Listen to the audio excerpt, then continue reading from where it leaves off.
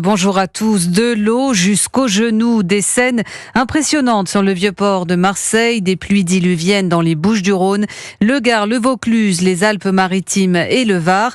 On retrouve tout de suite Frédéric Michel. Frédéric, vous êtes le correspondant d'Europe 1 dans le Sud-Est. Bonjour Frédéric. Bonjour. Frédéric Michel, à Mandelieu-la-Napoule, 41 personnes ont dû être évacuées d'une maison de retraite. Oui, 41 résidents d'un foyer pour personnes âgées. Le toit de l'établissement a été éventré et menace de s'effondrer. Il n'y a pas de blessés. Les évacués ont trouvé refuge dans un gymnase de la ville. Des lits picots, des lits de camp ont été installés pour leur permettre de dormir. Nuit agitée également dans certains campings de la région. Il a fallu évacuer des campeurs installés près de la Siane, un important cours d'eau du secteur. Des automobilistes ont également été mis en sécurité, bloqués par la montée des eaux, notamment dans le centre de Mandelieu. Mais heureusement, aucune victime n'est à déplorer. Il faut préciser qu'ici, on a tiré les leçons des inondations meurtrières de 2015 et 2019 et le dispositif d'alerte et de mise en sécurité préventive est extrêmement rodé et efficace.